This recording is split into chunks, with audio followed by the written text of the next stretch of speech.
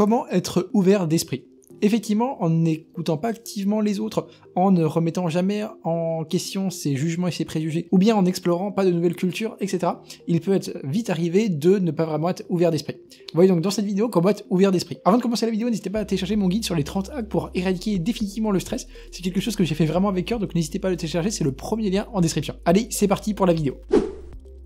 La première chose pour être ouvert d'esprit, ça va être d'écouter activement son interlocuteur. Effectivement, si on n'écoute pas activement la personne et qu'on pense seulement à ce qu'on va dire en faisant complètement abstraction de ce que l'autre dit, bah effectivement ça va être un peu compliqué d'établir une communication assez saine et donc bah ça va être un peu compliqué d'être ouvert d'esprit également. Soyez donc attentif lorsque vous écoutez une personne, elle ne peut qu'apprécier ça et en plus de ça c'est toujours mieux pour établir une communication vraiment saine. Écoutez leurs idées, leurs expériences, leurs opinions sans jugement ni critique et sans interrompre également. Cela favorise donc une communication ouverte et permet potentiellement de mieux comprendre les perspectives des autres.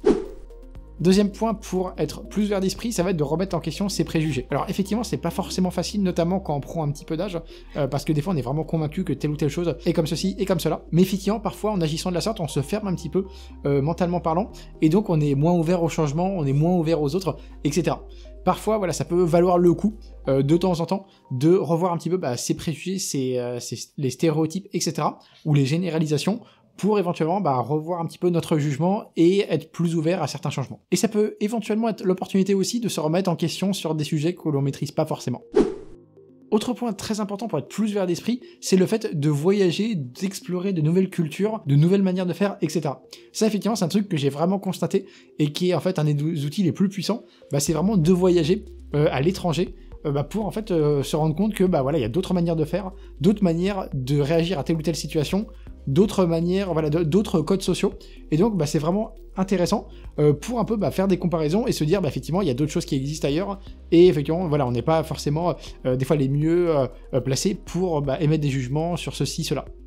Donc ça, je trouve ça très intéressant d'avoir vraiment une perspective comme ça différente. Vous pouvez aussi, du coup, regarder des films étrangers, des musiques étrangères, regarder des vidéos YouTube dans une autre langue que vous maîtrisez éventuellement. Et donc ça, c'est vraiment une très bonne chose à faire pour voir un petit peu d'autres manières de faire et donc éventuellement explorer de nouvelles cultures, etc. Donc vraiment, le fait de voyager et de voir d'autres cultures, c'est vraiment très très bon pour l'ouverture d'esprit. Autre point très important pour être plus ouvert d'esprit, ça va être d'être curieux. Poser des questions sur différentes choses de la vie, sur ce qui vous entoure, et essayer de comprendre les choses. Au final, la curiosité vous incite à explorer de nouveaux sujets, et à rester ouvert à de nouvelles idées, de nouvelles expériences, etc. Donc très important aussi de rester curieux, de poser des questions, de chercher à comprendre les choses, pour être vraiment plus ouvert d'esprit.